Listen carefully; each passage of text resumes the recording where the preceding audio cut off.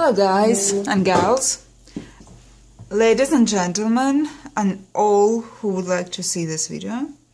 Now today we're going to deal with one of the most classical situations in capillary electrophoresis, and that is your system has no current. So that is usually happening when you have prepared all of the solutions, you have prepared everything, you have prepared your capillary, you have prepared your instrument, but somehow there is no current. What to do? Now, the very first thing that we're going to do with you is we are going to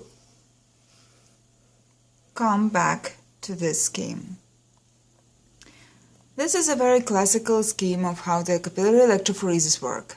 So we have electric connection, we have capillary that is filled with the same liquid as the vials where the electric connections and the capillary is placed, and when we apply the voltage we should get the current.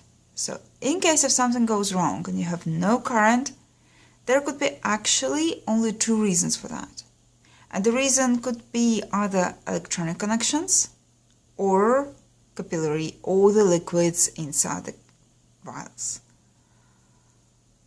Definitely it could be the software, but let's just, think that software is working brilliantly. Come on. Now, the very first thing that you're going to do in case if you have no current, first of all, before you're going to do anything else, check all of your wires. I'm usually doing it in a very simple way. I'm usually unplugging all of the wires from the instrument and unplugging connection with the PC. And I'm checking the electrodes because I have the system which is house-made, so I have connections between the electrode and the wires being soldered in the house. So sometimes it could be the reason that some of my students or me myself have used it in a not very polite way, and there will be no connection between the wires. Could be the reason. Now, after I have unplugged all of the wires, check the electrodes, I would wash the system with either ethanol or isopropanol. Then I would go to take a coffee, small break, 5 minutes, come back in a much better way, in a much better mood, then plug all of those systems back, and if everything else in this system is okay, you should get your current back. If you don't get current back, that means that at least this part of your instrumentation is working. So you can forget about it. So that means that actually the reason why your system doesn't work is capillary and everything that is connected with that.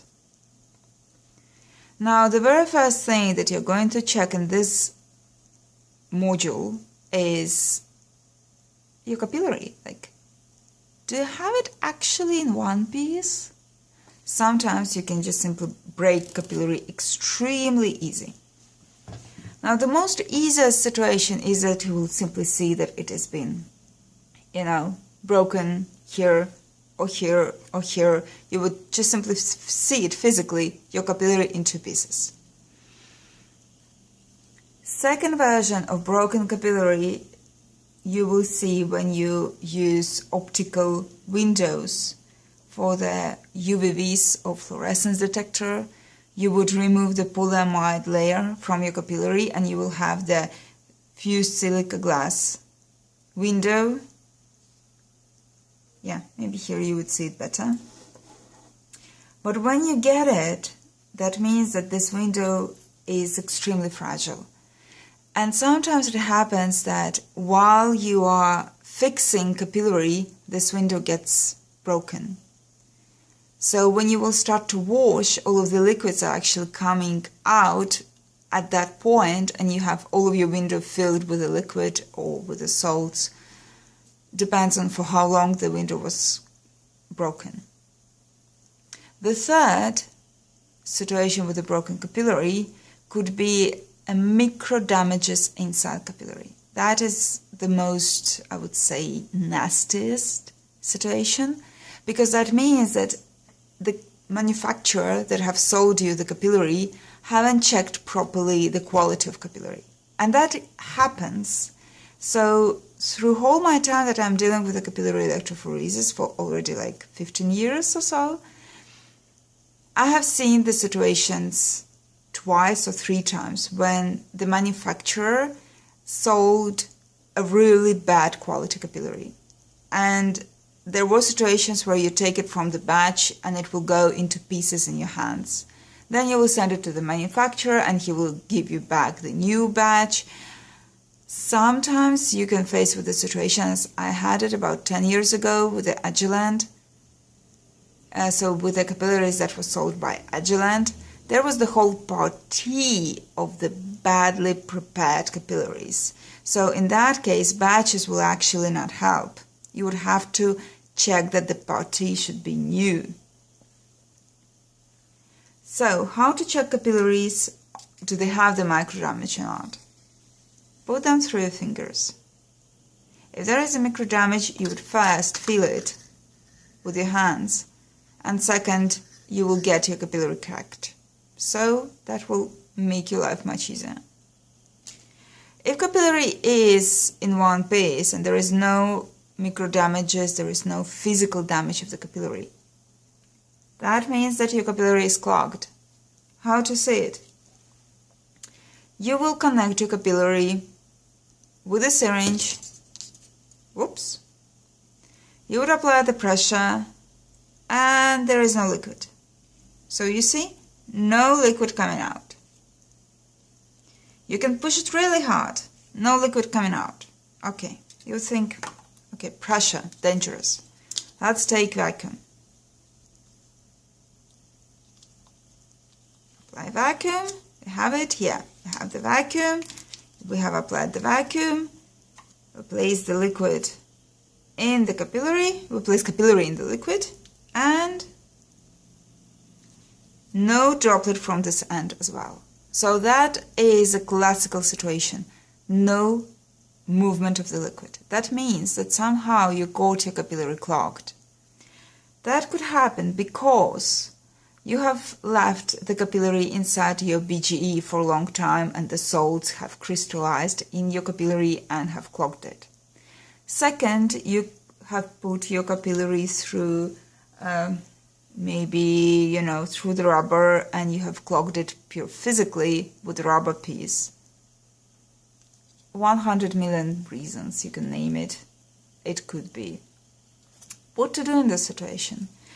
Actually, the cure for that is easy. You will just simply cut around 5 millimeters of the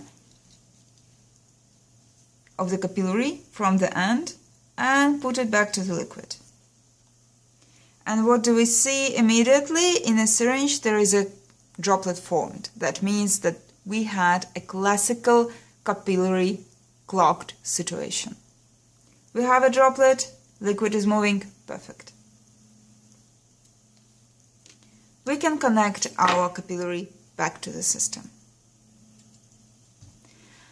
The third reason that may happen with your system when you have no current, and that is kind of a classical situation as well. You have mixed and matched either the signs on the syringes or on the vials. And you have accidentally, instead of BGE, placed water or cetronitrile into the vials. You have washed it and you have applied the background and you have applied the voltage. If the capillary is filled with water and in the vials there is water and you apply the voltage, there will be no current. So my suggestion, if you have checked all of the electronics, if you have checked the capillary, checked your chemicals, there could be a reason that you have simply mixed and matched your chemicals. The final test, when everything is working, just check that your capillary is working properly. That means, from my understanding, I would wash my capillary with acetonitrile, water and sodium hydroxide, and I will check the signal in time. The signal must have, jumps. If you don't have the same jumps as you usually do, there is something wrong with the capillary. Additional advice for those who are dealing with a conductivity detector, with a contactless conductivity detector, check the water. I'm changing the water daily in the syringes and in the vials. Sometimes the only reason why your system doesn't work could be that you are washing it with a dirty water.